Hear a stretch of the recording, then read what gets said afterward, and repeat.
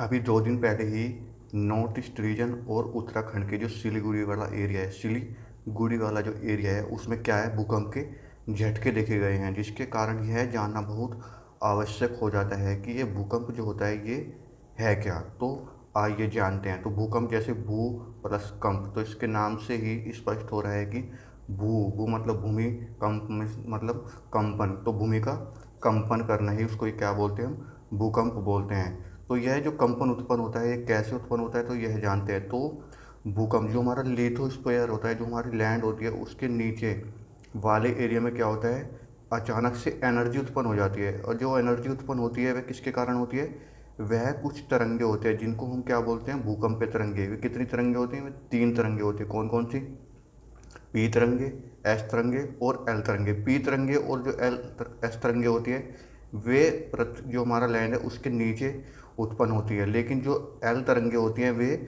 सतह पर ऊपर की तरफ आती हैं, जिसके कारण क्या होता है, ऊपर पर जो भी स्थापित, जो भी डेवलपमेंट हुआ है उसको क्या करती है, हानि पहुंचाती है, जिसके कारण लार्ज स्तर पर क्या होता है, जान मान की हानि होती है।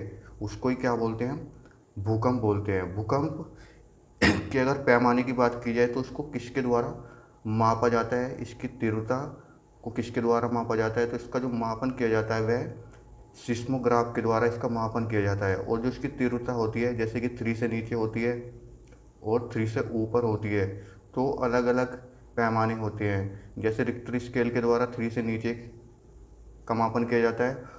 एक होता है मर्कैली स्केल, उसका जो उसके द्वारा जो मापन किया जाता है वह 3 से ऊपर की तीव्रता का जो भूकंप होता है उसका मापन किया जाता है। तो जो अभी ये भूकंप आया नॉर्थ ईस्ट रीजन और सिलीगुड़ी वाले एरिया में, तो यह 5 से ऊपर का बता रहा है, 5.6 या 9 के आसपास का बताया जा रहा है। तो किसके द्वारा इसका मापन हुआ होगा, तो वह मैरकैली जो स्केल होता है उसके द्वारा इसका मापन हुआ होगा। अब देखते हैं इस जो मैप में दिखाया गया है कौन कौन सा एरिया भारत में भूकंप अफेक्टेड है। कलर से यह प्रेजेंट किया गया है कि कौन सा ज़्यादा है और कौन सा कम है। जैसे ज़्यादा रेड वाला एरिया है तो यह ज़्यादा तीव्रता का जो भूकंप आता है वो वाला एरिया है। जो कम रेड है वह कम तीव्रता का जो भूकंप आते हैं वो वाला एरिया है। जैसे ये ऑरेंज कलर का हल्का हल्का दिख रहा है, तो यहाँ पे जो तीव्रता होती है भूकंप की वो क्या है, कम होती है। Thank you for watching. अगर वीडियो अच्छा लगा इसको लाइक, सब्सक्राइब और शेयर करना।